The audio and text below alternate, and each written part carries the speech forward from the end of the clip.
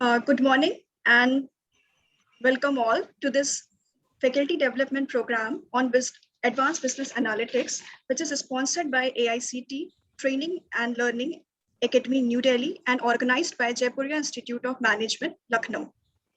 Jaipuria Institute of Management, Lucknow was set up in 1995 and over the years has been able to make its mark in the country, being constantly rated among the top ranking B schools in India. The PGDM program is recognized by Association of Indian Universities as equivalent to MBA and accredited by NAC and NBA. The focus of our institute is to provide education in the student-centric learning environment and develop socially sensitive leaders who can make a positive difference in our society.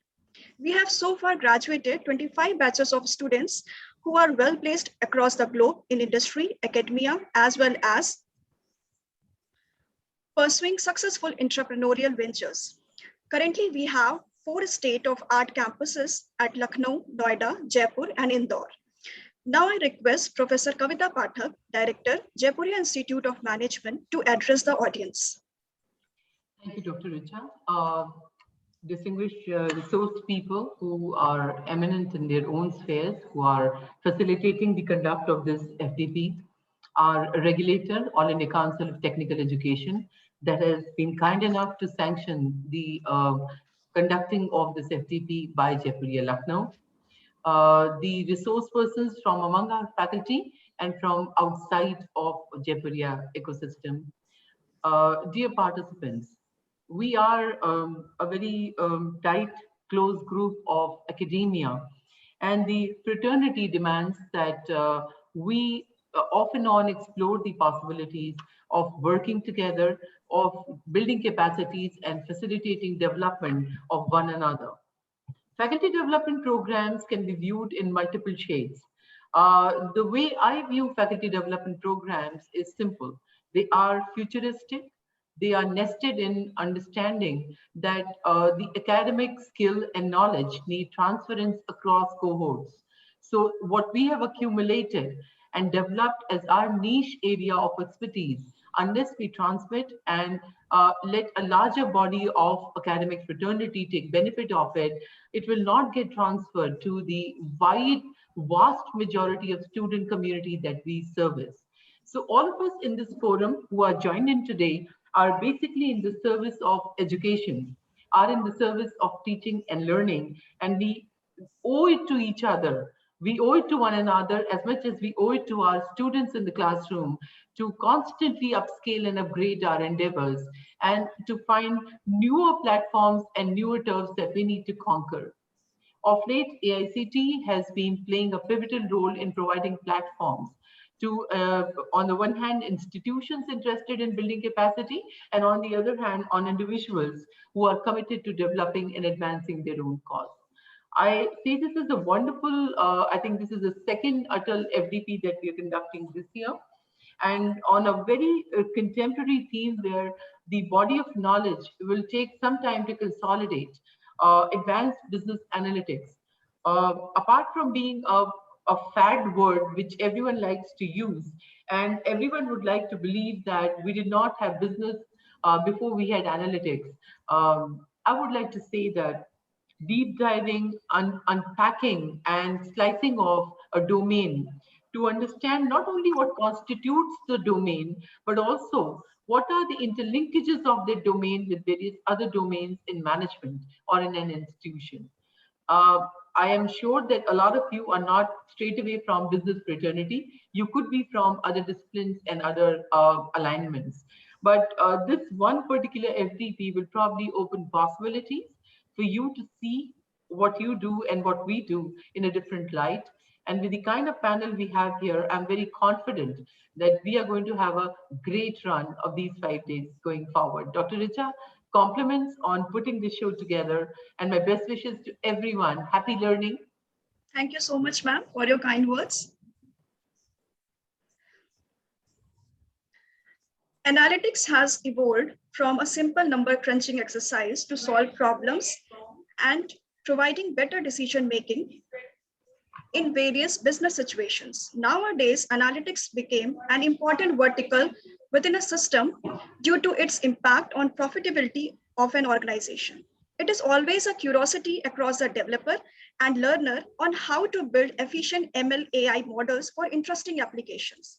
It transforms data into insight and intelligence using powerful methods of analysis, technique, and tools.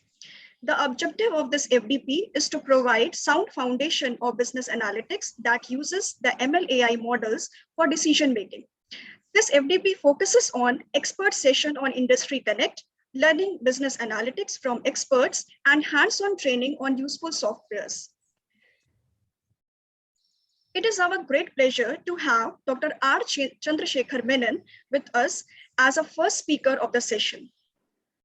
Dr. Menon is the founder director of Swift MBA, a healthcare business analytics consulting organization. He has core competency is business analytics, healthcare management, and management education. Dr. Menon is a sought-after trainer in healthcare and management and well-known in healthcare industry with top-class institutions such as Apollo, Fortis, KMCH, Manipal, Narayan Hridayala, MIMS, KIMS, etc. He is a NABH and JCI, that is Joint Commission International USA certified trainer. His management training includes various corporate across the country and outside India, besides educational institutes like IIM, Symbiosis, IMT, TAPNI, and many more. He is well connected with Sunrise Industries and various institutions like TAI, CII, NHRD, NBA, NAC, NABH, JCI, and many more. He is actively associated with incubation centers sponsored by DST, NSTETB, MSME, and other state-run institutions and educational institution-run facilities. Now I request Director Professor Kavita Pathak to present Green Certificate to Dr. Menon. Warm welcome to Jaipuria and this particular FDP, sir. Dr. Menon, it's a proud privilege to have a tree planted in your name in Sundarban National Park today. It's a geotag tree. You'll be able to track its progress. So we have done away with giving of floral tributes. We have started planting trees. Warm welcome, sir. Thank you. Welcome, sir. Now I request Dr. Menon to address the audience and take the session forward. Thank you. So a very pleasant good morning to all. I profusely appreciate the management of this great institution, Jaipuria Institute of Management, for bestowing the responsibility on me to share a session today to a group of young scholars, research scholars, teachers across the country. I think the number is going above 100. And I am honored and humbled to address this master gathering. First of all, my pranam to the institution, and especially I'm in touch with Richa Srivastava. Thank you, madam, for guiding me all through the process. And let us start the session. Before I get into my presentation, I would like to set a tone for today's talk. The program entitled Faculty Development Program. Of course, it is sponsored by AICTE. That's only the funding part.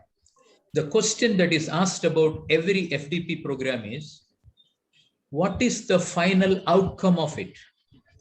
What is the take home out of it?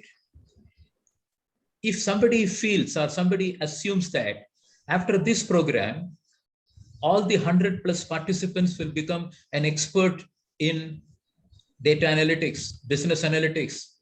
First of all, I would like to confess, sorry, no. This is a program to increase your appetite for learning. This is a program, increase the curiosity for learning more and more. I was a student of business management, putting the clock back 1977. And I have learned out of curiosity a lot of programs in computer science. Basic, beginners all-purpose symbolic instruction code, COBOL, Fortran, all become redundant today. Nobody uses these programs. The moral of the story is very, very simple. Business analytics, data analytics is an evolving science. It has evolved over a period of time. There is nothing like I learned Python, I learned R Studio, I learned this, I learned that. Can I become an expert? Absolutely no. Unless the person is traveling along with the developments and along with the evolutionary process across this, along with this, perhaps ahead of this. This is point number one. Point number two is this. Many of the academic institutions conducting an FDP program largely focusing on the academic parts, whereas business analytics is one area, data analysis or data science is one area. It is largely revolving around the industry. What is very important outcome of learning data science or business analytics is how it is going to be applied. Where is the application and how it is going to be used in a given context.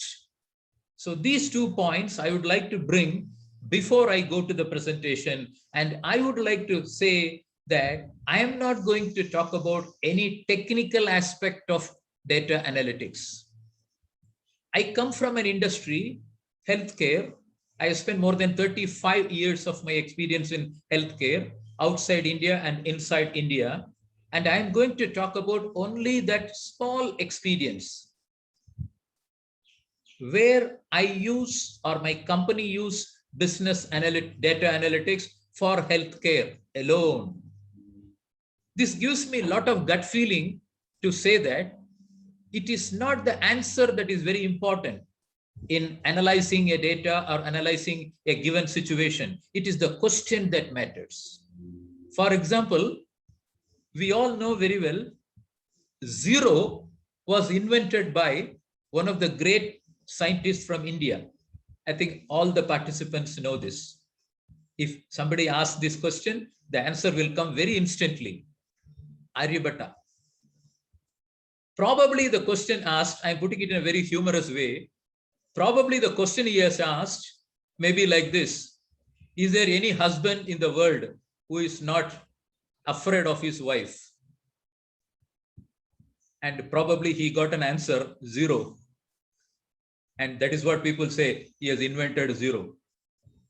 The question is, after so many years, the same question was asked by somebody else, but in a different context, right?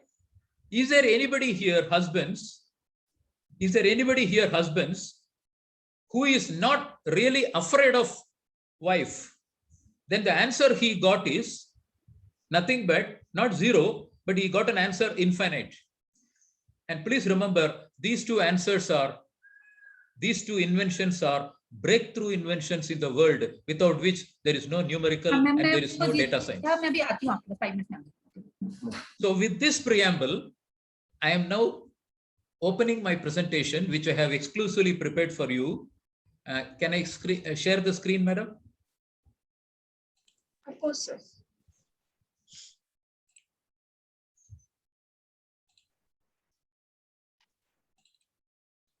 Is the screen is visible? Yes, sir. Yes. So this is what I am. I've been with SP Jain Center of Management, both Dubai and Singapore. After I came away from my industry exposure, and I have a company, I have an establishment called Swift MBA. MBA stands for Marketing and Business Analytics. This is one of the very myopic, very small part of the entire world of business analytics. Marketing itself is a huge giant where analytics has got a role, and I am involved in only in healthcare marketing. That's it. It's a very, very small area. Very, very small, but very, very enlightening area, very, very beautiful area. And that's the reason I have spent my years since 2008 in this. I was associated with a multinational company called B. Braun in Germany. spent around 15 years, all in healthcare, only in healthcare, and worked in certain countries like Germany, Thai, Singapore, Malaya, and African countries, all in marketing and marketing only. And when I came to India, I became an academician.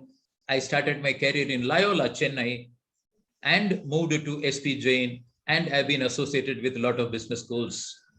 And in 2008, I branched out and started my own institution called Swift MBA.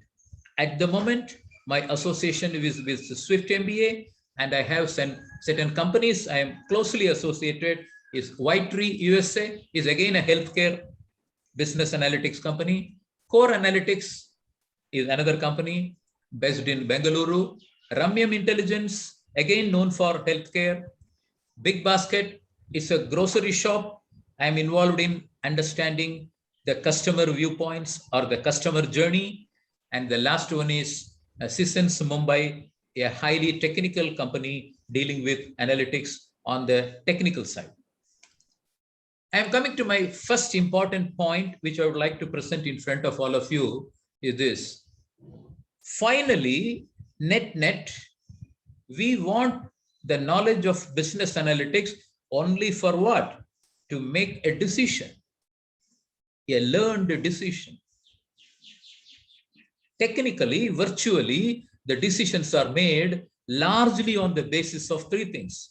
One, it is based on my experience, and people call the business world, call it as gut feeling.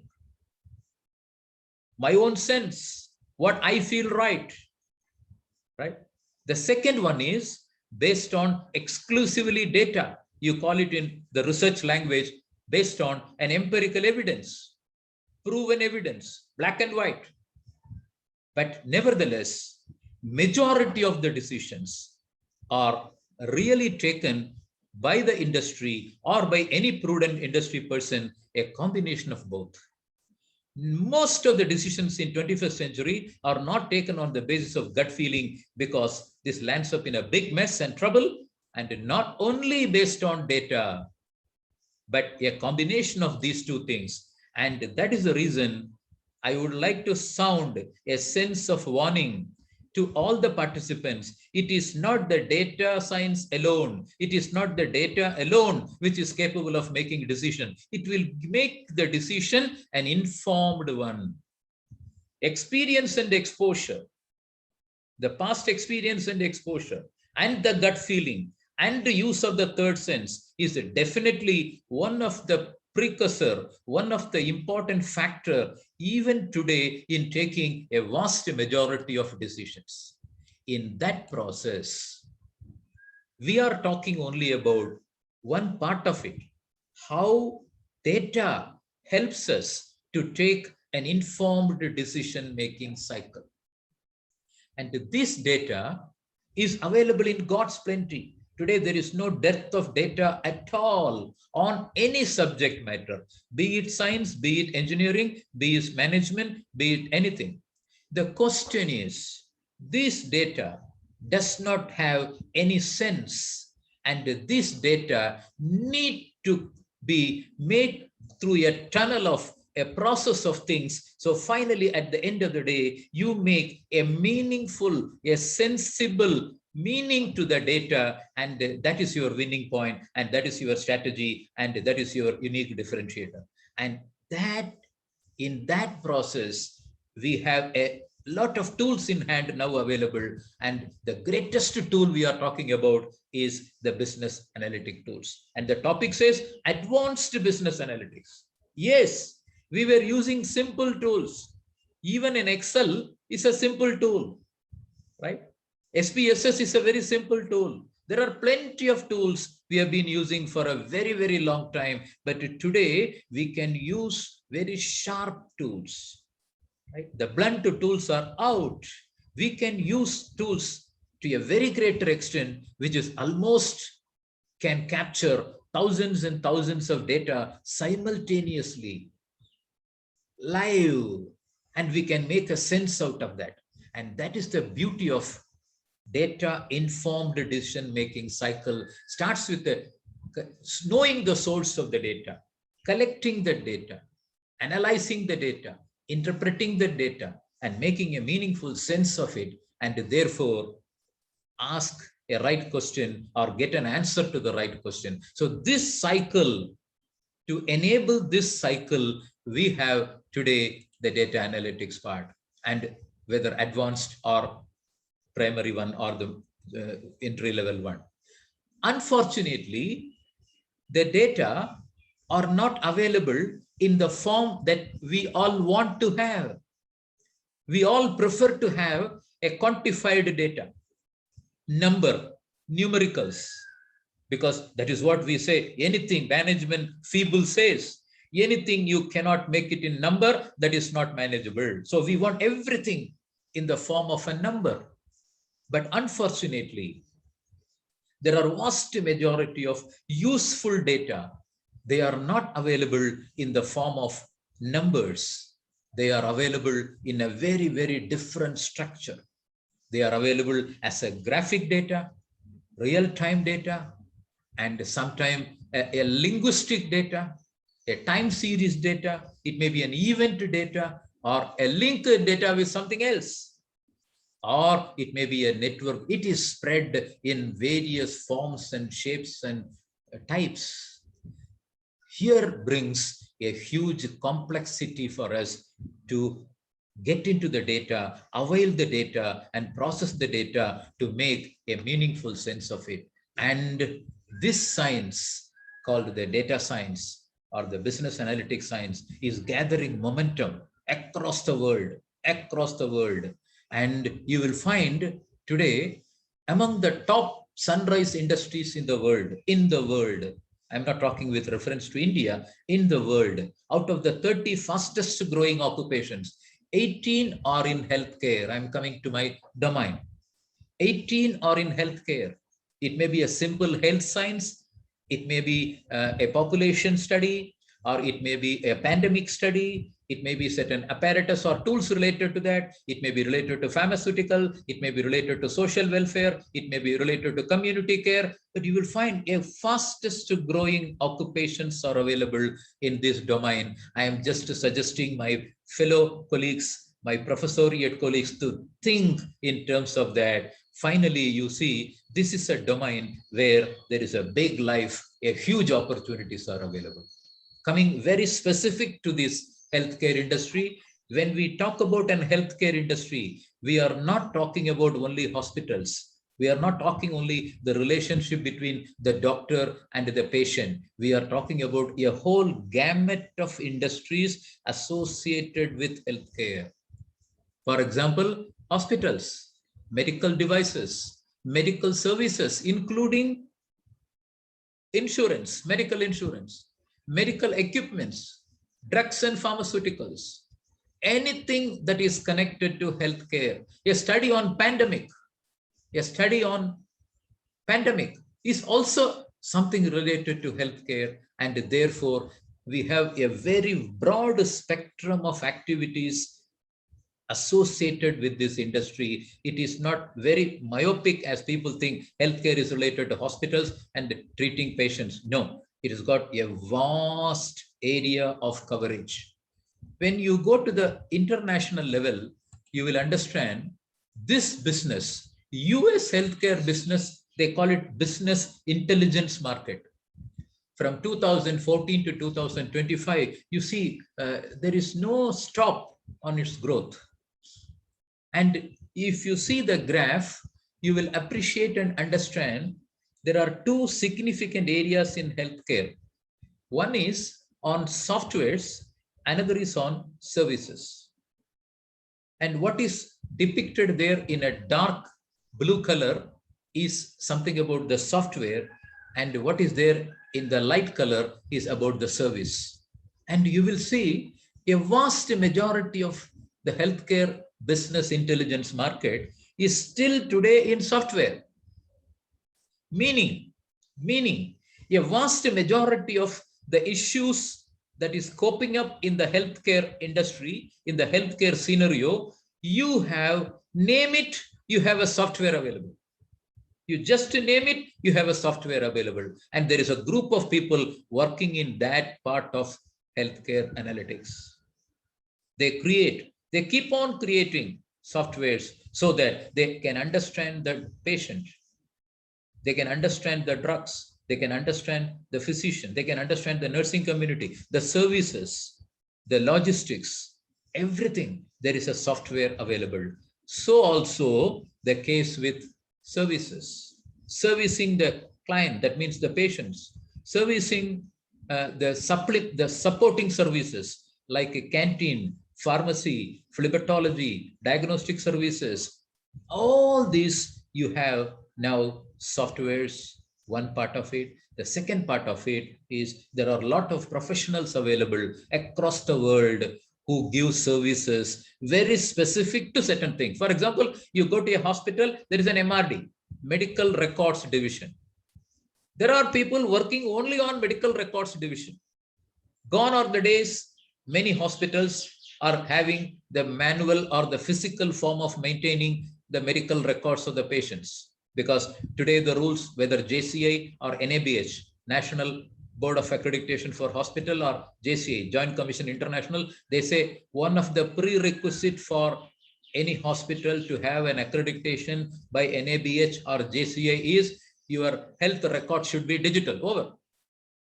And it is retraceable at a spot of a second. At the click of a pen, you should be able to retrace it, and you should be able to get data from that very fast. So therefore, a lot of agencies, a lot of people, in fact, I should say a point now, gig economy has largely come into healthcare now as compared to transportation or logistics or any other industry. You know, the gig economy, an economy where a lot of freelance people start working, and they start contributing to the industry, however small the problem is, and they try to identify the problem and they work on that, and all are available on freelance. In fact, I belong to that community. People like me, there are more than hundreds of people like me in India who is doing this kind of services on a very, very small scale, a very, very small domain. And for that particular domain, we only some 60 or 70 people are there in India competent to do that. So you will find this has opened abundance of opportunities for people. And one thing I would like to stress before I proceed further, this is a very interesting thing for the faculty people. You know, what is very important in business analytics, maybe some of my friends like Masood, Dr. Deepak Singh, Shyam, Vinod Murthy, who are all going to interact with you, they will tell you, one of the greatest, most important thing to enter into business analytics area is the domain knowledge. I would not have entered into healthcare analytics had I not had my exposure in healthcare for the last 35 years before entering into analytics. My experience and exposure in India and outside India was the most important factor for me to enter into healthcare analytics and continue to be in healthcare analytics than anything else. So the moral of the story is, fortunately, we have brilliant faculties today across the country. They are not only teaching academics at the academia or the colleges, they also have some kind of an appetite for doing something with the industry in terms of consulting, in terms of doing projects, in terms of going for funds and doing it. And this is a very interesting theme I would like to put across to them. Healthcare is one domain where people are looking for experts with exposure in healthcare plus an academic intelligentsia. A combination of these two will make you a really capable person the healthcare industry is looking for. So therefore, this is the very prominent industry as far as analytics concerned, as far as my domain is concerned, a lot of opportunities. For a given problem, you will see most of the companies I am associated, they say, we have exhausted all people in Pune, all people in Delhi, all people in Mumbai. Sir, we are coming to Coimbatore for you for the simple reason we find very few people who are experts in doing this. A great opportunity is bestowed on you that if you are really serious and if you have the bent of mind, if you have the head and heart for healthcare, here is a great opportunity because this is the way the industry is going. Coming to India, finally, India is one of the very important destination for healthcare for the world. For obviously 2-3 reasons. Number one, the cost of treatment. Most of the neighboring countries like Bangladesh, Pakistan, Sri Lanka, Myanmar, most of these people, even Gulf countries, people from these countries, they come to India for 3 reasons. Number one reason, the healthcare facilities are at par with or equal to some of the best countries in the world. Number one. Number two, the cost of treatment is very, very economical compared to the Western countries. And number three, the convenience and compliance. The legal regulations are very, very simple, so they come. So the healthcare is booming in India. In fact, people ask me a very, very phenomenal question. Is there any industry in India which is not having any decline even during pandemic or during any situation in the last 15, 20 years? I should say there are only 2 industries in India. One is education, another is healthcare. These industries did not face any downfall in the last so many years in India, and healthcare is definitely one among these 2. And healthcare includes this ambit, this spectrum of services: hospitals, medical devices, pharmaceuticals, clinical trials, researchers, outsourcing, telemedicine. One of the latest animal which has come to healthcare is a telemedicine, which is it is increasing its popularity now. Medical tourism and health insurance and medical equipment. So you will find an abundance of opportunities are available. I am just putting few players in front of you. These are all the top class players in healthcare. And in fact, they are using a lot of healthcare analytic tools to make their decisions. And they are not simply a pharmaceutical manufacturing company. They are developers. They develop new molecules. They invent new molecules. They invest a lot of money, lot of time in inventing new molecules and bring forth. And you see, for example, you take Eli Lilly, US. Eli Lilly is the first company of its type who brought insulin to the world. And today, still, they are #1 company in the world for insulin. Like that, you take Pfizer, you take Roche, you take GE, General Electric Healthcare, you take Baxter, a company known for a lot of catheters and cannulas, a lot of disposable products a surgeon or an operation theater can use in any part of the world. So this is not only the international scene. You come to the India, you know, for example, these are the companies like Sun Pharma, Intas, Cipla, Dr. Reddy's, Zydus, Aurobindo. All these companies are iconic companies. They are known for taking decisions largely today based on advanced analytics using the data science. So I'm coming to a crux of the issue that therefore the scope for people entering into data analytics in healthcare is very, very vast compared to earlier days. Coming to the use of analytics in healthcare, largely you will find the healthcare data is largely used in 3 different buckets. Number one, you will find more than 80% of the health information is now available electronic. As I told you earlier, NABH, National Accreditation Board for Hospitals, and JCI, Joint Commission International, both are recommending if the data available in the hospital related to the healthcare is not available in the electronic format, they cannot go for accreditation. And you know very well the value of accreditation. If you are not NABH accredited, if you are not JCI accredited, probably none of the insurance company will try to encourage people to come to you for taking the treatment, and you will get a lot of big programs conducted by central government and state government. You will not be eligible to carry over that. So that is a big step. And that is a real area, the data source for any data analyst in healthcare. In fact, as a person involved in business analytics in healthcare, my first source of data is largely coming from the electronic bank of every hospital. And please remember, these data are not stored just like that. I'll give a clue. If one inpatient is there, inpatient means a patient who is getting treatment inside the hospital, admitted patients against OP. OP is outpatient. And suppose he is undergoing a surgery and he is staying in the hospital for 3 to 4 days time. You will find, or you may ask me, how many data are available about this particular person? You will not be able to beat your imagination, but let me tell you, there are about 400 and odd data about this person who is admitted to a hospital for a procedure, who stay there as an IP, in IP for 2 to 3 days time. All these data are meaningful data. The question is whether these data are really understood by the hospital, whether they take any sense of the data and they make any meaningful change in servicing the client. This is the question.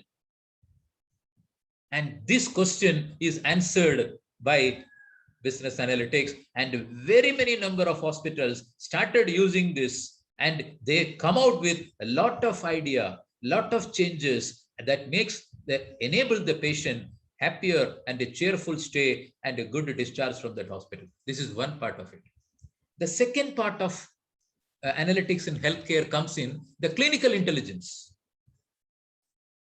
The data, the reports created inside the hospital, maybe a blood report, a phlebotomy report, an X-ray report, an imaging report, CT scan, MRI, and these reports are given to the patients. Nevertheless, a copy of the one is retained there. Whether does it create any sense? For example, if a hospital is keeping on getting some kind of a clinical report from a number of patients in a day, probably it is the duty of the hospital to look into that and find out, hey, is there any epidemic coming?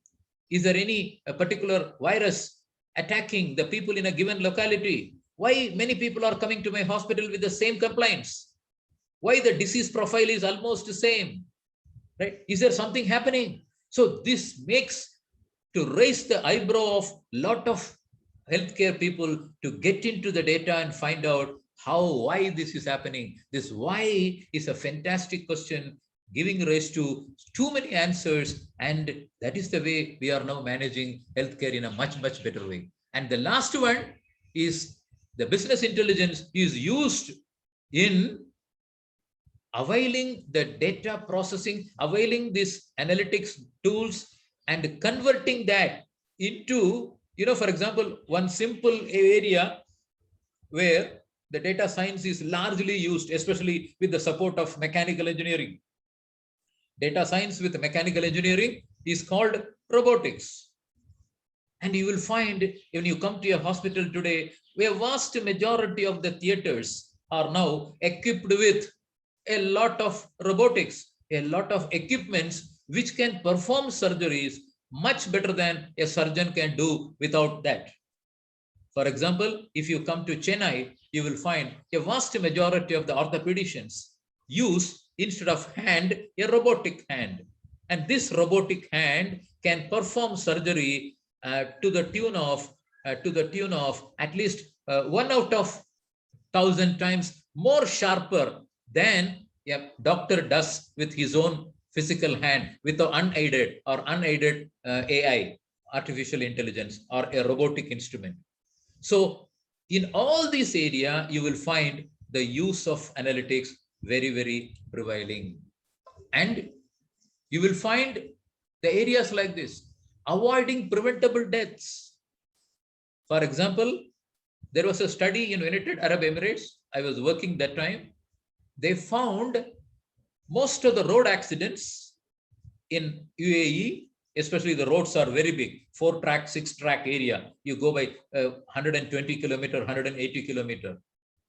They found a lot of accidents on the road. What is the first cut suspicion? The driver is not good. The driver is not intelligent, or the lorry is not perfectly sound, or the truck is not perfectly sound, or the signals are not working. All these fine. But they found one very interesting thing. A vast majority of the accidents on highways, especially it's a study, an empirical study done in UAE, they found It is because the driver gets an angina, the driver gets an heart attack, a sudden heart attack, which a driver could not prevent. He loses his conscience, and finally the vehicle hits with another vehicle or bombarding with another vehicle, creating accidents. So the moral of the story is you can avoid a lot of preventable deaths. In the time of COVID, the very reason that why people have to be alienated, why people have to use sanitation, and why people have to use for vaccination, these are all established truths. Finally, this is landing out in preventable deaths or preventable difficulties, better clinical decisions. Fraud analytics, right? Fraud analysis is very, very common, especially in healthcare also, right? Reports are merged. For example, I will give you a simple example. In recent times, a place called Calicut in Kerala, one person approached this hospital for a test, RT-PCR test. And a private hospital did this RT-PCR test, and they gave the report negative. Sorry, they gave the report positive. And the lady who got the report was really disturbed. And the lady asked the staff there, can you give the report negative? I have the report positive. Can you give the report negative? And finally, somehow or other, very well in India, you can get report on anything you want, provided you take care of things. Somehow or other, the lady was successful in generating a report. She is RT-PCR COVID negative. Within next few minutes, not few minutes, few hours, the hospital received a telephone call from the police department stating that, did you do an RT-PCR check for this particular lady? And what is the report? And this makes the hospital really nervous because it is coming from a police station. And the message is, we have arrested one lady on a public road in a traffic signal. And we wanted to know that the certificate you have given is there, whether it is true, whether the certificate has come from your institution. Really what happened? This particular lady was tested positive, and she was taken to a place, an isolated place for treatment. Unfortunately, this lady is so intelligent or shrewd, she wanted to escape from that place. She jumped out of the custody of that particular place, and she came back to her house, and she knows very well she will be traced by police. And the only way to escape from police is to get a COVID negative certificate. And she went to the hospital and she said, I'm ready to give any amount of money, but please give me a COVID negative certificate. All happened within 2 to 3 days time. And finally, the authorities have understood this particular hospital has given a fake certificate of COVID negative, but that lady is a carrier of COVID. And finally, that lady is sent back to the place where the COVID treatment is given. The moral of the story is, today you have a lot of data available. You cannot simply escape from that, and you can manipulate the data to a greater extent. So fraud analytics, especially in banking service, you will find fraud analytics works great. And today, even today, in spite of all fraud analytics, the people who wanted to do fraud, they continue to do it. Okay, now coming back to the healthcare, a lot of research going on using the data, and a lot of DNA related disease risk is going on, preventing epidemics going on. And finally, they are interested in enhancing the quality of life. Say, for example, look at this. You will find... Sorry to disturb you, sir. Can you make this presentation full screen? Okay. Yeah. Bottom.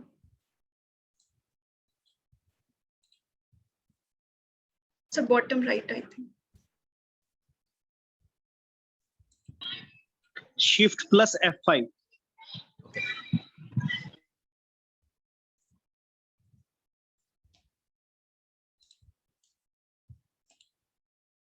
Okay, thank you.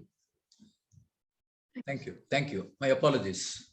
Okay, you will find 12 important states in India contributing to the highest amount of COVID patients. And these 12 most affected states are pictured here, starting from Tamil Nadu to Delhi. And you will find in the graph two interesting things. One is the dark red, another is a light brown. The isolation beds and the total hospital beds. You see, the most successful or one of the most successful states which could prevent COVID emergence or the COVID surgeons are Tamil Nadu. Then you will find to a greater extent, Telangana, and to a very greater extent, you will find places like, is it Gujarat? Yes, it is Gujarat. And when you really analyze it, you will try to understand and appreciate that these two things are totally different things. The hospital beds are different, isolation beds are different. The entire COVID community or the COVID care wing of the health department came to realize this fact that it is not the total number of beds that is more responsible for controlling the COVID patients. It is the isolation beds. By isolating the people, you are preventing those people to get infected to other people, and therefore you are avoiding the surge. So you see in that graph, you see, for example, Maharashtra, you will find a large number of beds available. But what you don't find in Maharashtra is the total you will find a lot of isolation beds available, but hospital beds available are very, very infinitesimally very small as compared to, for example, you take Andhra Pradesh, it is almost equal. You take Tamil Nadu, you will find more of hospital beds and less of isolation beds, but isolation beds are very high in number to take care of the patients. So COVID is not attacked only by having a person who got into COVID and you treat them, but you prevent them to get COVID. And that is the way, this is the record of the use of data. And nowadays, you know, there are people are talking about one more thing coming. It's called twindemic. What we are talking today is pandemic. And what is the world, the healthcare world is expecting, maybe in the month of October, November, is called twindemic. What is that? One more virus along with COVID, a combo, and that is going to threaten. And this is definitely the use of the data analytics. I am talking about my company, more specialized in this particular area, text analytics, healthcare text analytics. What the patient says, what the doctor understands, what the doctors report.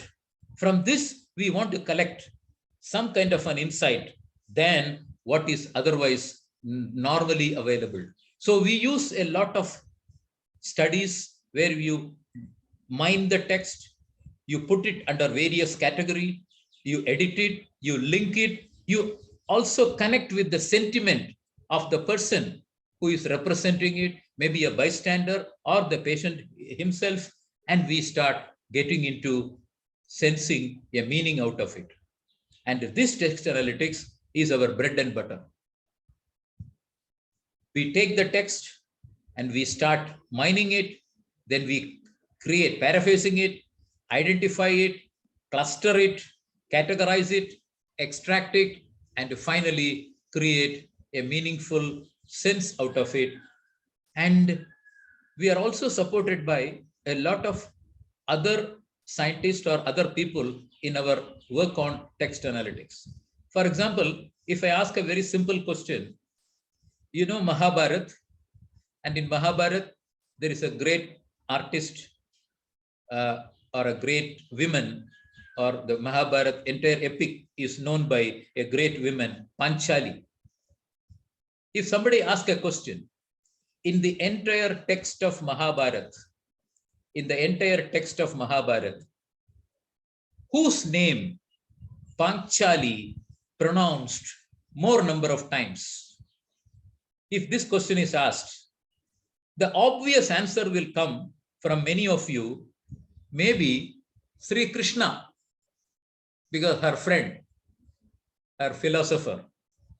Maybe somebody else will also say, no, it is Arjuna, because among the husbands, right, the most preferred or the most respected husband. Or somebody will say, no, this is definitely Dharma, the eldest of the brothers.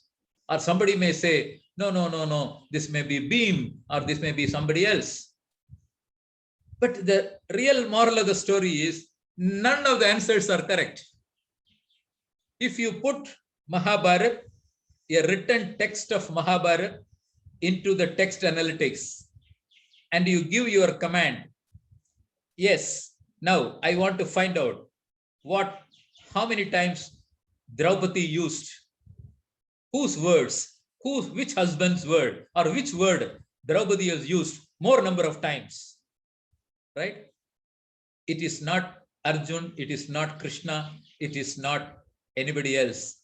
It is again one of her husbands who is known for predicting. Anybody guess who is that? He is said to be one of the very wise person among the 5 Panchapandavas. He is said to be one of the very, very wisest person among the 5 Panchapandavas. I think you know the answer. I am leaving it to you. And he is, yes, you please look into the text. You will find who is the Panchapandavas, one of the Panchapandavas, who is the wisest of all 5. I'm not talking the strongest. I'm not talking about the bulkiest. I'm not talking about the wisest, but I'm talking the most intelligent person. And that means all our assumptions about Panchali telling Krishna, or Panchali talking about Arjuna or Bhim is wrong, and what is true is different. As I told you, there are bunches of healthcare softwares available. For any given situation, you have a software. And in fact, thanks to the IBM Watson Studio, they have pioneered in this. But there are a lot of players today, they have outbeaten even IBM Watson Studio, and there are plenty of softwares available. Examples are like this: RapidMiner, Confitmit, IBM, Chattermill, Microsoft Analytics API, Amazon Comprehend, Thematic, that gives a lot of interpretation. You must be knowing about called thematic apperception test, right? It gives a lot of sense to what you say, than not only what you say, but how you say. Your vocabulary, your sound, your body language, your phonetics. So it makes a different meaning at a different time and in a different context. And for that, we have softwares available. As I told you, there are 2 things. One is the skill in digging the data. Another is creating the softwares. And you will find today the clear focus.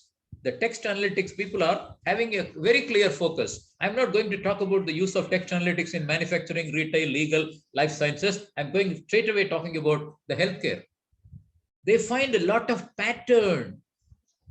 They find a lot of pattern in doctors' reporting. They find a lot of pattern how the social media is reporting the diseases, how the social media is interpreting the diseases, and identify the patterns in claims. For example, this is a very strong work we have been doing for the last 2-3 years. How various insurance companies, they come to us and they ask, we find similar cases, right? We find similar applications are filed by too many people. That means what? There is a pattern among the people who claim healthcare insurance. And a lot of insurance companies are now agile. They are very, very critical in evaluating the insurance claims. And they come to people like us and ask, do you find there is a pattern? Do you find there is a crime involved in this? So the healthcare data is not only going, it is going beyond the patient, beyond the clinic, beyond the doctor. It goes beyond the hospital. It goes to society. It goes to the country. It goes to everywhere.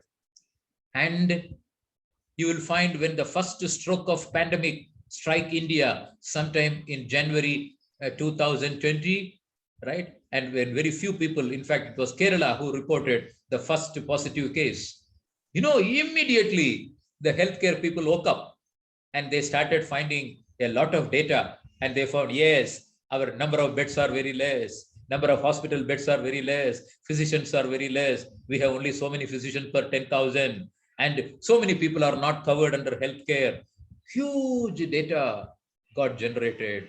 And alas, it is not that the government or the people did not know that, but we get suddenly a need, suddenly a requirement, suddenly an urgency to generate data on all types of healthcare issues coming. And especially the healthcare institutions. I'm talking about hospitals. I'm coming. These hospitals, gone are the days they are just treating the patients and go. And these hospitals, the focus has changed now. The focus of these hospitals have changed. It is no longer simply what is called a patient and a producer, payer and a provider. It's the simplistic concept of treatment has gone. Today, it is a customer-driven healthcare model where the customer is at the center.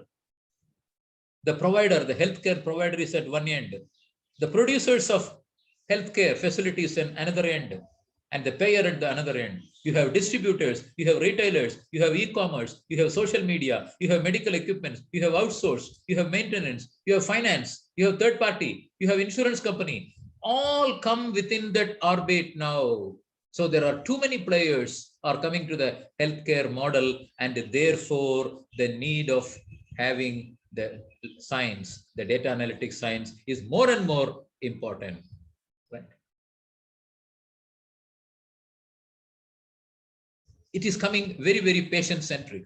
Our experience, I'm going to talk, give me 5 minutes, I will close it. I'm going to talk about our experience. We did once work with Manipal Hospital. We asked among various problems, we asked only one thing. You know what is that? What is your biggest issue you are facing? What is the biggest issue you are facing? And they said only one big issue. You know what is that? Our discharge time is our discharge time is 2.8 days. The doctor comes to the patient and the doctor says, the patient, you are discharged.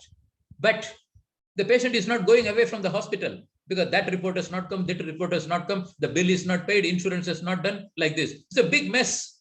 That has created a big problem to Manipal Hospital, one of the biggest hospital in Karnataka, Bangalore, and we did work on them. And we found, and finally we resolved that issue. And today, the discharge time is 4.5 hours. The average was 2.8 days. Now it is 4.5 hours. Meaning what? A huge saving for the hospital, because that hospital bed is otherwise not available to another patient. You lose by not giving the bed to somebody. At the same time, the patient who is not discharging from the hospital also getting frustrated because he is not getting discharged from the hospital. One of the very important area we worked for more than a year's time to get a solution, where we worked with people, we worked with process, and we worked with the product. And finally, we get resolved. Fortis is another hospital. We did another work. We wanted to understand the customer journey. From the point the customer comes to the entrance of the hospital till the customer goes out of the hospital, what all the touch points the customer is coming across, and finally in which touch point the customer is having pain and how to relieve that pain. So this is another work we have done, and we have used a lot of VA software. like Invoca and Teller and Calibridge. These are the few softwares. We did one more work with HCG. It's called Healthcare Global Enterprise, doing work only on cancer patients. This is one of the conglomerate in India doing work only with the cancer patients. And today, because of data analytics, because of data tools, they are far excellent than any other cancer centers in India. And I'm not going further into the detail. And we have worked with institutions like Manipal Singha, New India Assurance, especially the insurance part of it, StarCare, Apollo Munish. These are the few hospitals. Now, finally, I'm coming to the point. Healthcare is taking wings. This is good for all the faculties to invest your time if you're really keen on healthcare, whether you come to accounting background, finance background, marketing background, business studies background, or anything. There is a scope for healthcare for all of you. So there is a good opportunity for having a dream job, and the companies, in fact, the capital for business analytic jobs in India is this. Look at this, Bangalore. There are not less than approximately 150,000 companies in Bangalore known for business analytics alone. And this is the map that shows about the business analytics opportunities in India. The top is Bangalore, next is your place, Delhi, then Mumbai, Pune, Hyderabad, and lastly Chennai. There are a lot of two-tier cities are coming, and one of the two-tier cities is Coimbatore. Probably entry-level jobs are this, and it requires a lot of time for anybody to pick up a career track in this. But if you go for a very niche area, very small area, especially the untraveled area, the opportunities for you is fantastic, and you can branch out very, very fast. And the people in that niche area are very, very less. You have to select about such niche area to get into this particular industry. So the option is this, whether you want to be a dinosaur or a cockroach. Dinosaur is good, dinosaur is fantastic, but today it is not available because it is dead, because it is not adoptable. Whereas cockroach, maybe it may be there for another few thousand years. And if the faculty are thinking about a very adoptable life, mixing industry with healthcare and business analytics, probably you can live lifelong. The key is in your hands. The choice is yours. Opportunities are plenty, and you can lead a very peaceful life in healthcare. I am done. Open for questions. Yeah. Thank you very much. Thank you, sir. Thank you for this insightful session. Although we have participants for all the domains, but directly or indirectly, we all are connected with the healthcare sector. And it is a topic of, it is a hot topic of today's era. And I must say that it is an eye-opening session before starting our technical sessions. So we can take 2 or 3 questions from the participant, and in between your session, you have asked one question about related to Mahabharata, and one of the participant, Mr. Rakesh Verma, he has given the answer that the answer is Yudhishthir. Okay. So I would like to ask our participant that if you have any question, you can unmute yourself. Sir, can you please unshare the screen? Sure. So that we can have the full view of. Sure. Hello, Mr. Hello. Yes. Yes, Mr. Rakesh. Thank you very much, sir. Thank you very much, sir, for the beautiful session. Yes, Professor related to Rakesh. pharmaceuticals. The data science really plays a very, very huge role in pharmaceuticals, not only pharmaceuticals, also in medical science. And I can say the most of the innovations which are taking place, they are taking place only for pharmaceuticals and only for medical sciences, and due to medical sciences only. The major role for idea generation, innovations, that comes from medical sciences.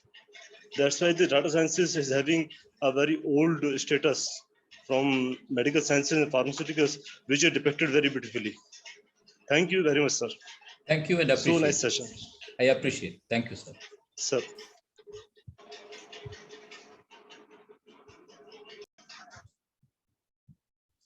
Yeah. Is there any question from the participants?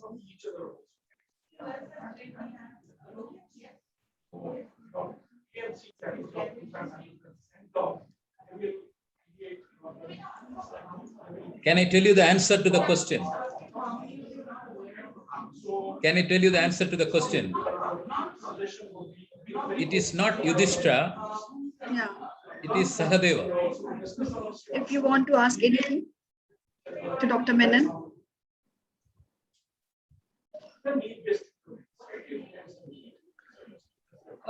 Dr. Menon, Yes? this is Venkatesh. You made a very important point in your presentation. First of all, fantastic presentation. Thank you. The point was around problem statement, right? You mentioned about the most important thing is understanding the problem. So what proportion of time in or how well is the there's a lot of noise, background noise. How well is the problem, when you face off a customer, how well do they understand the problem? Like, are they able to articulate the problem, or do you need to spend a lot of time educating them on helping them articulate the problem itself? This is a fantastic question. This is a fantastic question. I will give you my experience. If I make 20 sittings with my client, before I take up an assignment, I make at least 8 sittings in understanding the problem. Many times they give an apparent problem. It may not be a real problem.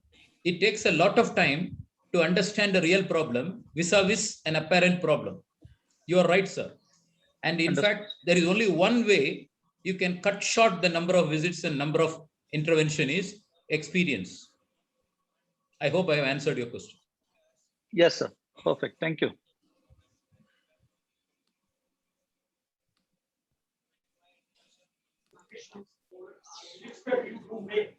So there is one more question from Priyadarshini.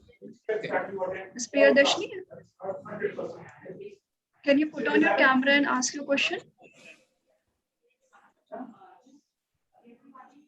Priyadarshini. Because one I heard many of you said improvement,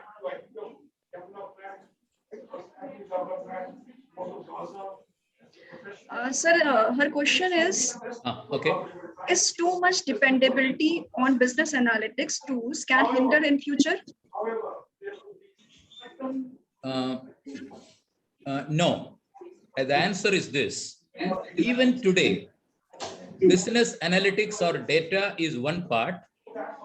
Common sense and experience is another part.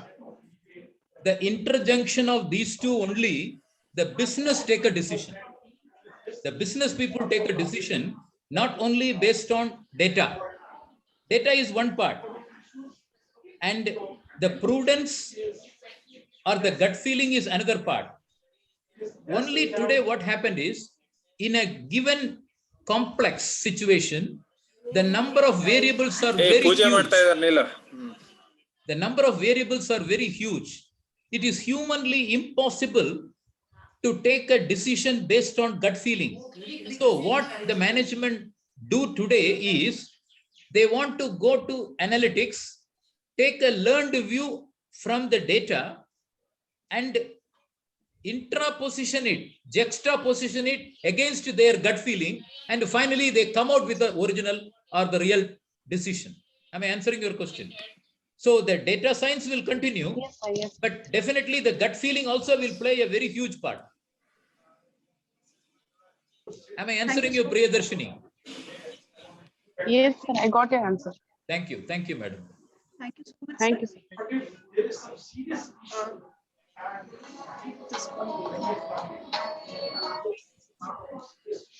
Sir, are you here? Yes, there is a question from Arun Prakash. Mr. Arun Prakash, there is a question. Yeah, Mr. Arun, are you here? Yes, the answer is yes. Anybody can take business analytics. A person with English, BA English, can take business analytics, because I will use her or him for text analytics, voice analytics, It is not only the quantitative data analytics.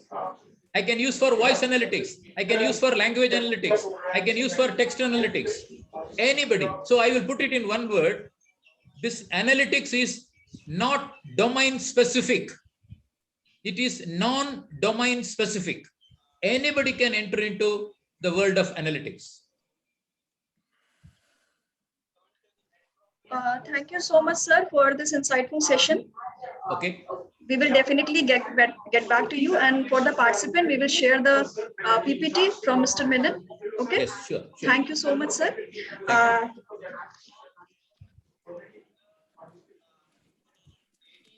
Now we have another speaker for the session, Dr. Vinod Murthy. Dr. Murthy, are you here? I'm here. Thank you very much. Yeah. Thank you very much. There is some background noise, some disturbance. Either we should stop that source or we should do something. Miss Richa, can you mute all of them because you are the host? Yes. And person speaking can unmute the speakers. Let me just start the session, then I will do this whole technical work. And participant, I will request you to please mute yourself, all the participants.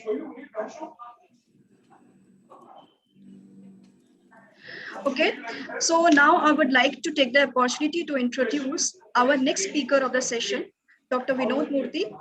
Dr. Murthy is presently associated with Institute of Analytics, headquartered at London, in the capacity of country head, India, based at Bangalore.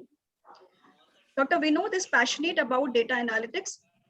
IBM has authorized him as a certified trainer for IBM Career Education for Business Transformation in the area of predictive analysis.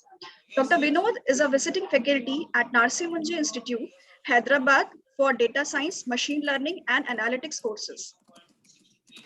Dr. Vinod loves to share his knowledge about SPSS, Minitab, SAS, R, Python, and Tableau, and has conducted several workshop FDPs on data analysis. He has been doing corporate training on data analysis with companies like Accenture, Capgemini, tell me, Prudential Global, first thing that and many more. I wanted to ask is when you look at the title. Now, on behalf of Jaipuria Institute of Management, Okay, we are presenting net you the profit green margin, certificate. is it a part of financial performance or not?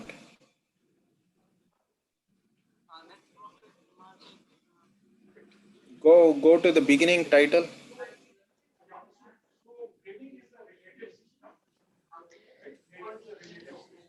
Go to the title.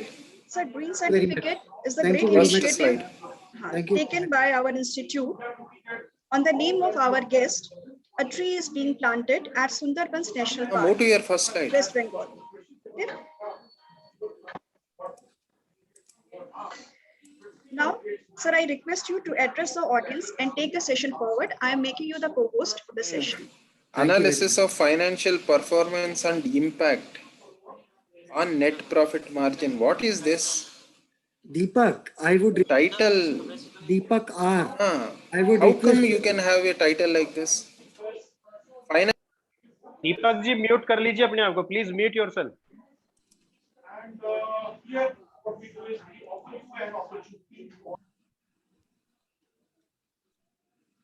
Thank you very much. Is it okay, sir? Host, my dear host, you mute all. Yes. You mute all. Miss Richa, आप mute कर दीजिए सबको. Mute all. There is an option, so you can mute everyone.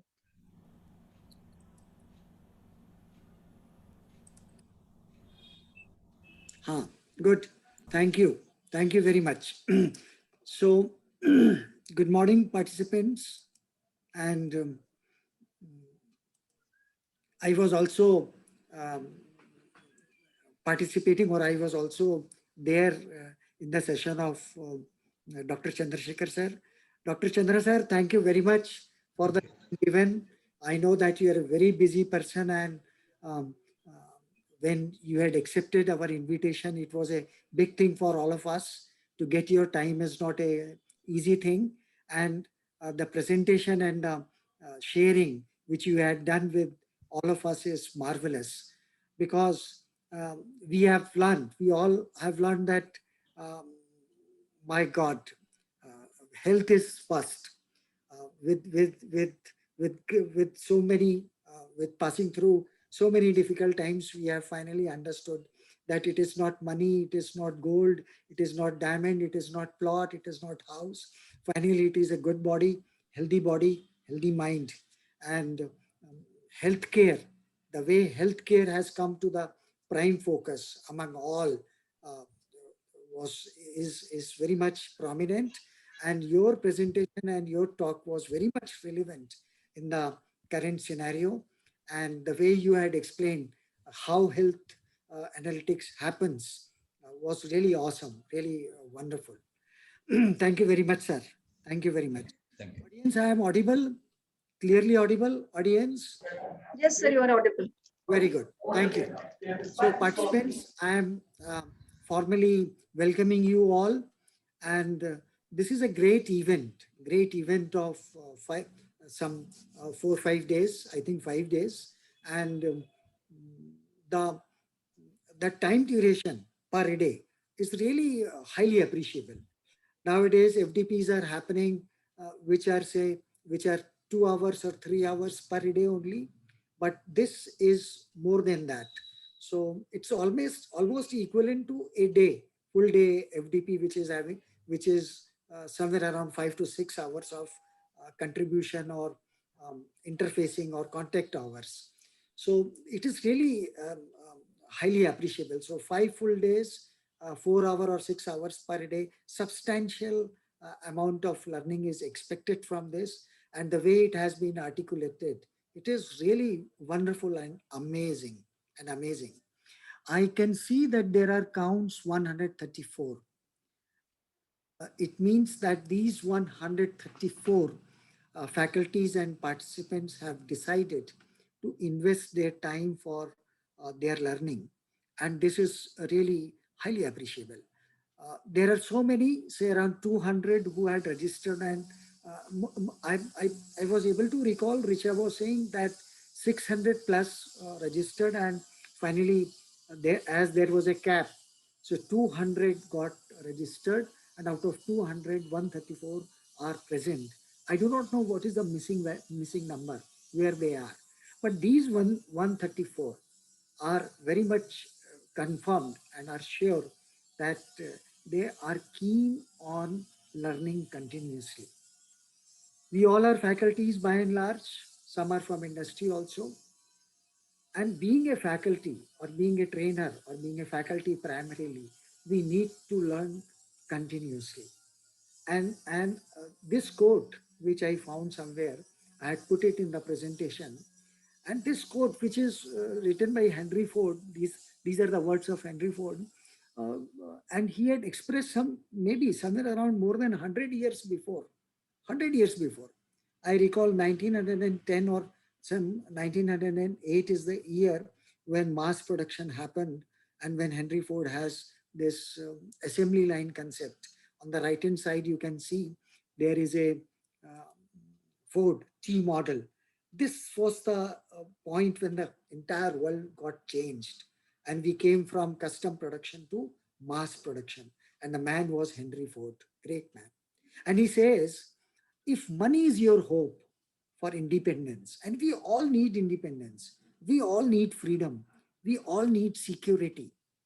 And if we think in the context of faculties and knowledge workers, if we think that money is our hope for independence, we will never have it. The only real security that a man will have in this world is a reserve of knowledge, experience, and ability.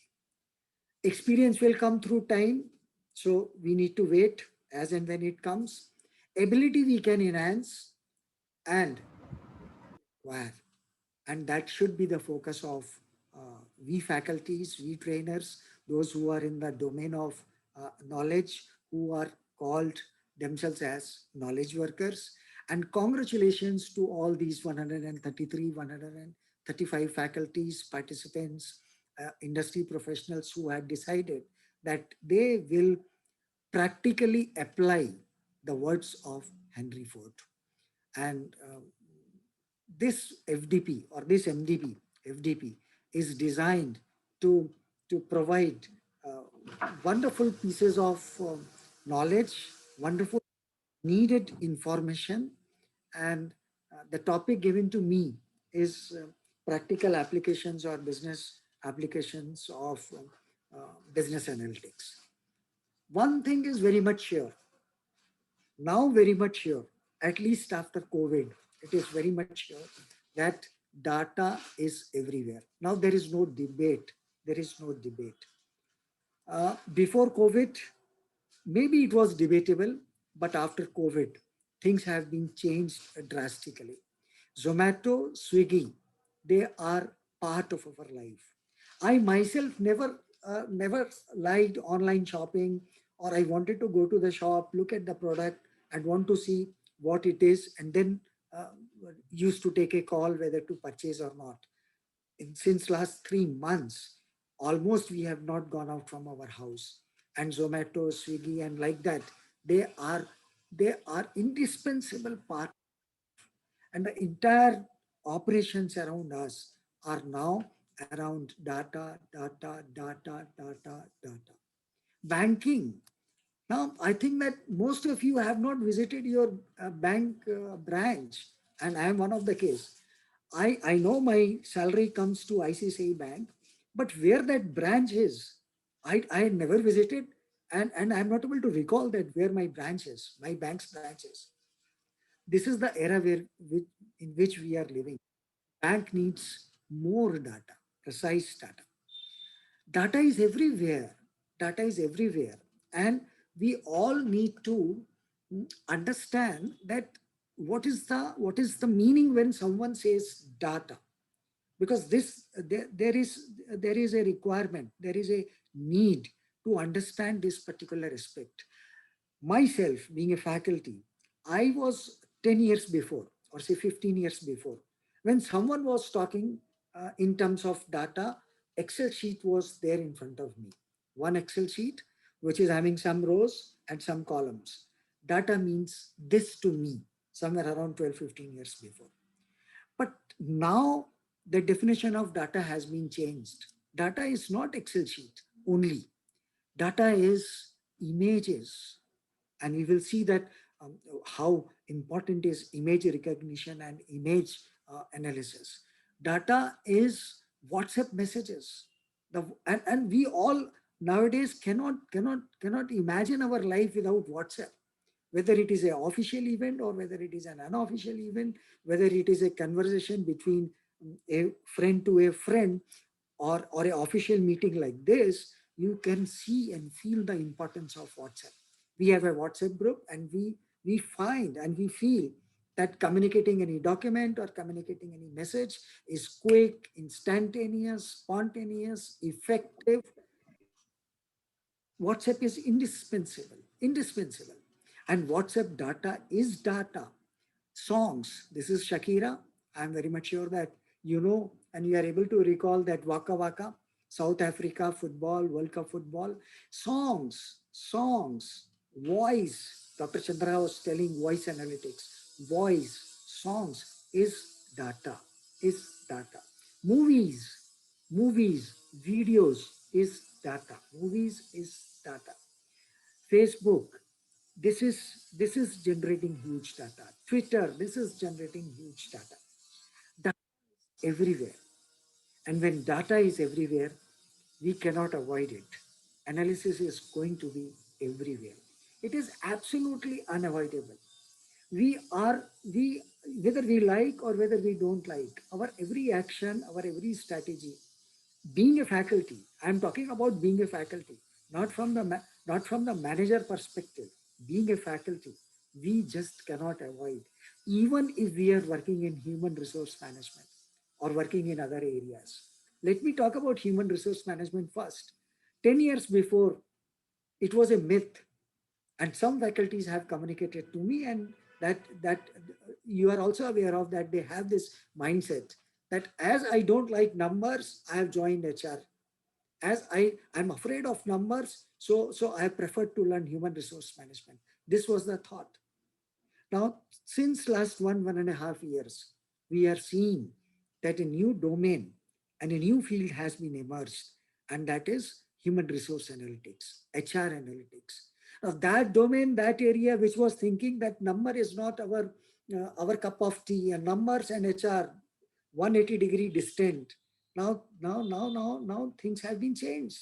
No, even human resource manager or human resource faculties need to understand data, need to express their Maslow's hierarchy of need in terms of data.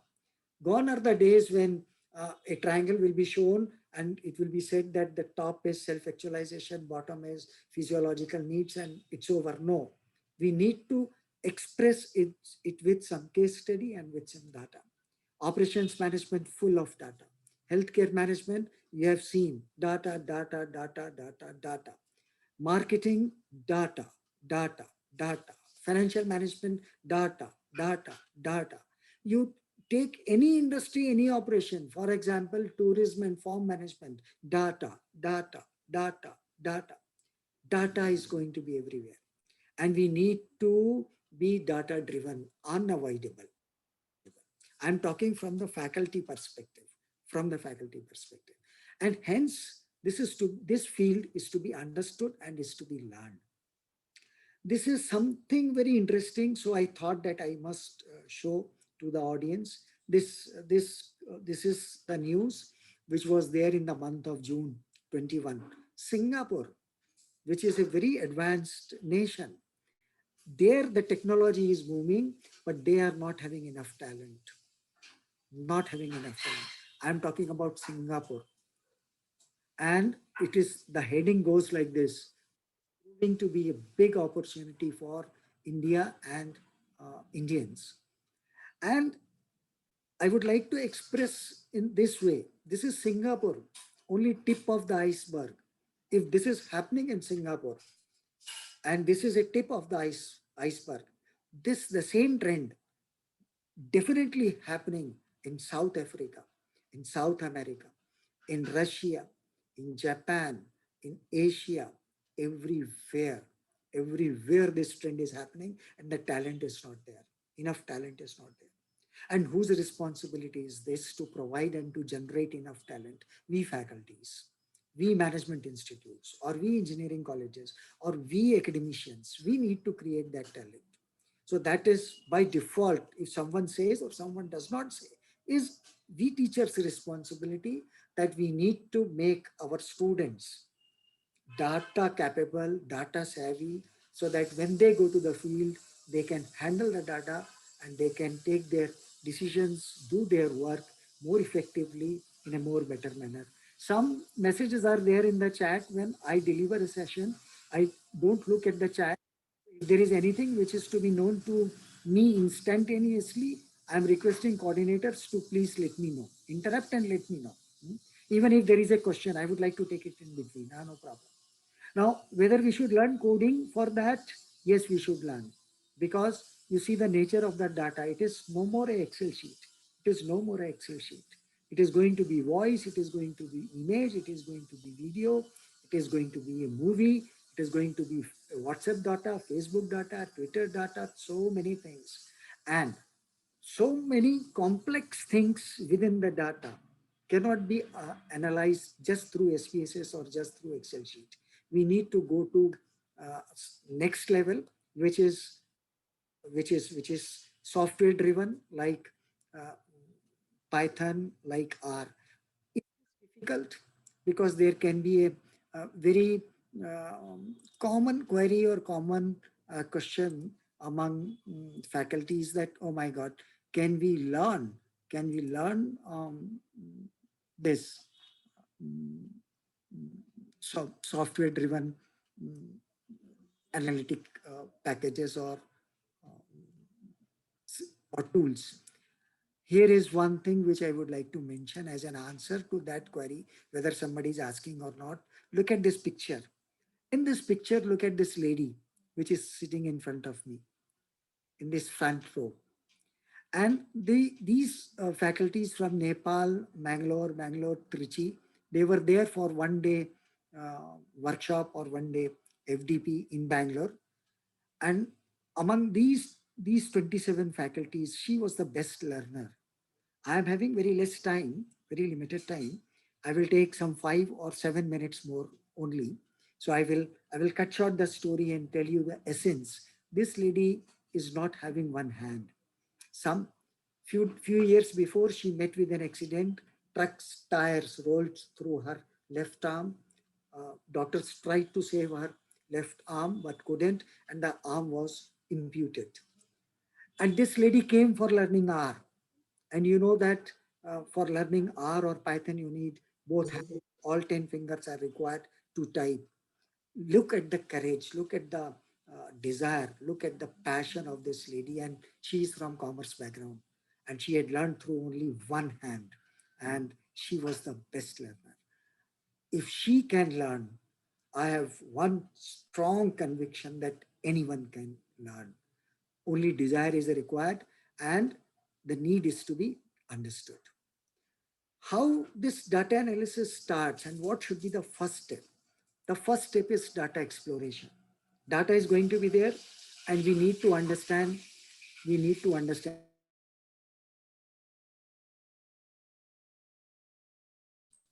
So this is the first step, which is exploration of data.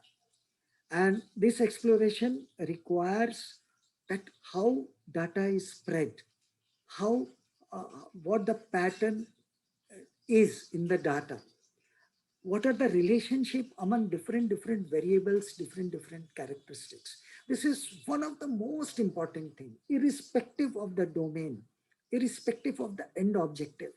Whether you are going for building a model or not going for building a model, no problem. But understanding the data exploration is very much required, the first major step. And this after understanding that inferring to population. You all are faculties, you understand hypothesis testing and inferential statistics. And this is the base, this is the fundamental foundation for decision making. This is very much required. And I'm so much happy that we all are going to get among the world's best professor in this field, Masood Saab. And long back, some 15, 16 years back, when it was my time to learn hypothesis testing or a statistical test, and I asked that to whom I should contact. I'm talking about 16 years before, when I was in Kanpur. Then almost everybody had said, there is only one, and that is Masood Saab and Masood sir. So very high regards for Masood sir, and we all are really lucky that Masood sir will come and Masood sir will take our sessions and teach us, enlighten us, and explain us about exploratory analysis and about inferencing. Segmentation. This is part of exploration of the data. Can we find natural groups within the data? Can we segment customers? Can we segment suppliers? Can we segment products?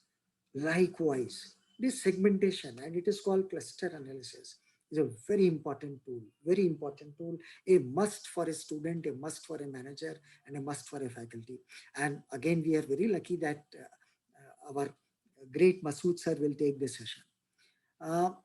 Then comes prediction of some phenomena or some event. Say, for example, here it is life expectancy within male and female. Is there any connect? Is there any relationship? And can we predict? And these type of techniques, and this is called regression analysis. Most of you have heard it, most of you know it. I would like to emphasize that this is bread and butter of the entire machine learning, entire data science, or entire analytics.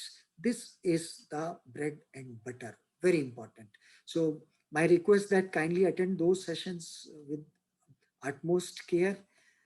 Logistic regression is another which is considered as a building block of the entire decision-making science. Linear regression and logistic regression.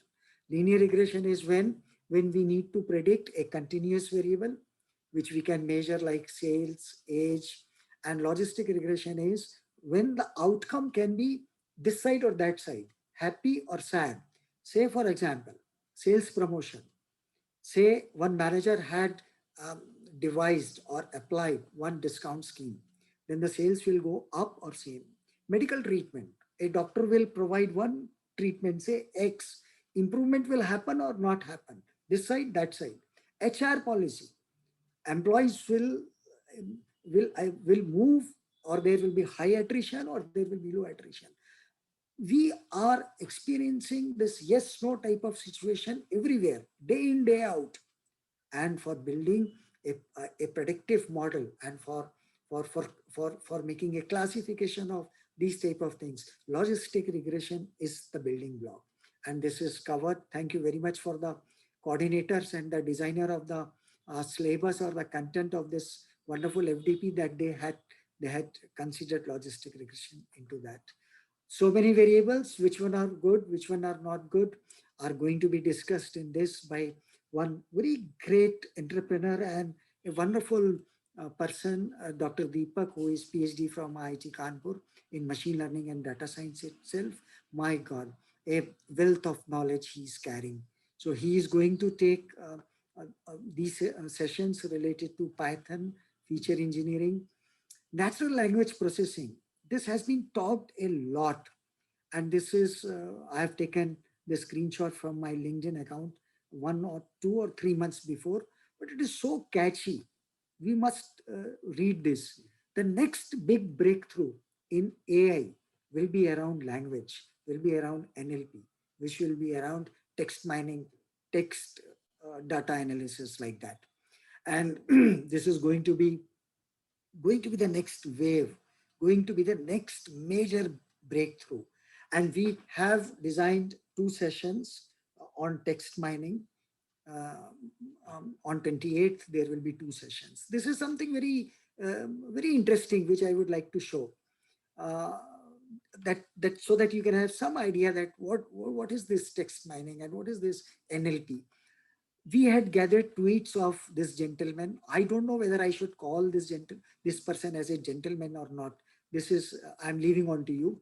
19th March to 20 till 18th August, we had collected his tweets, and this is called word cloud. The font size is indicating how many times the word was used in the text data. And we see this is the time, March 20, when the COVID was hitting USA very badly. Until August, my God, havoc had taken place in USA, particularly in USA during this year. And this gentleman, see, by looking at his tweets, we can see that what was in his mind. Nowhere COVID is mentioned. Only ballot, ballot, ballot, ballot, ballot, ballot, president, ballot, president. He was absolutely focused on election. He was not at all bothered about his countrymen, and his countrymen were dying. My God, this type of things can be done through text mining and text analysis.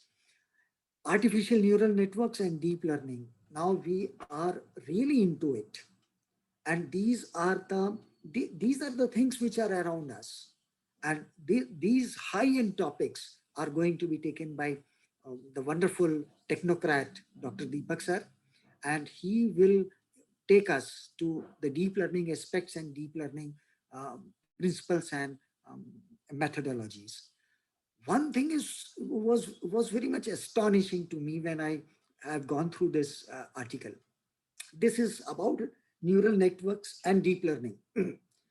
Through detecting through eyes retina, through retina of the eyes, we can detect, or experts can detect the risk of heart attacks. Not only the risk of heart attacks, they can through analysis of retina, they can predict diabetes, blood pressure, cholesterol, neurological conditions, cancers, autoimmune conditions, vascular conditions. Oh my God, beyond imagination, that just by examining the retina of the eye, one doctor can prescribe this. I would request coordinator to run a video which is of 2 minutes, please. Can it be done quickly? Of course, sir. Yeah. Amit? I need to stop my screen. Yes. Team, look at the video. It's going to be a very fantastic video of 2 minutes only. Amitji?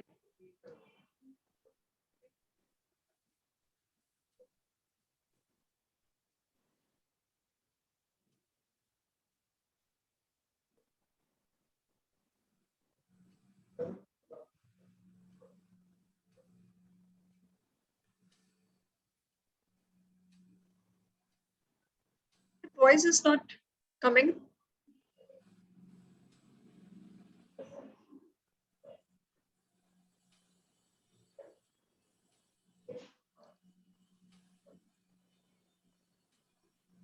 Amit, the still voice is not coming. Amitji?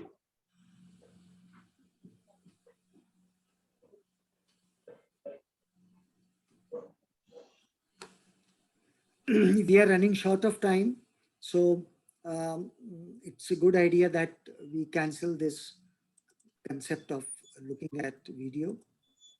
Sorry, yeah, ma'am. Voice problem है क्या? So, yes, Amit. So I will share this video. I will share this video through WhatsApp. I'm very sure that you all are in the WhatsApp group. I will share this video through WhatsApp. Kindly spend 2.5 minutes. My God, amazing video by Sundar Pichai. And he's going to tell, he's telling in this video that how neural networks, deep learning, artificial intelligence, and machine learning is used for these things. Amazing video. Few pics of retina, normal and not normal, and for diabetic retinopathy. And this is a good retina, and this is indicating blood pressures. And what Sundar Pichai was mentioning there, that for a doctor, going through one retina is not the case. Going through so many pictures, so many images of retina, and then to take a call is not a easy thing and difficult for a human being. So what they had done, they had collected 236,234 data points, and then developed their models and see what magic their model is doing. Age can be predicted perfectly through retina. See, actual was 57.6, predicted was 59.1. Whether the patient is female or male, gender can be predicted precisely, correctly. These are the technical terms, but 97% accuracy is, those who understand this game, ROC curve, etc., they know that 97% accuracy is awesome. Then whether the person is smoker or not smoker, actually he was non-smoker and it was predicted as non-smoker. Retina, mind-boggling. Retina will tell you that you are smoker or non-smoker. My God. Diabetic, non-diabetic. Your body mass index, all these things can be predicted through by artificial intelligence, neural networks, and deep learning. Amazing. Where deep learning is going and what artificial neural networks are doing for us. So huge. Driverless cars, sentiment analysis, virtual assistants, and all these are going to be discussed during this wonderful FDP. We are going to have amazing sessions in the coming time. Amazing sessions. How you should, what should be your approach towards this? Be like a student, take notes, be regular, don't miss a single class, don't miss a single session, because very high-end experts are going to deliver their sessions and talk about these topics. And be inquisitive, ask questions, post your queries to Dr. Richa, and she had promised to all of us that she will give reply within 48 hours with regard to our query. If it is going to be related to technical query, she will connect to the technical person and it will be answered. Have that confidence, have that feeling. We are assuring you, but be responsive and post your queries. After this FDP also, be in touch with Dr.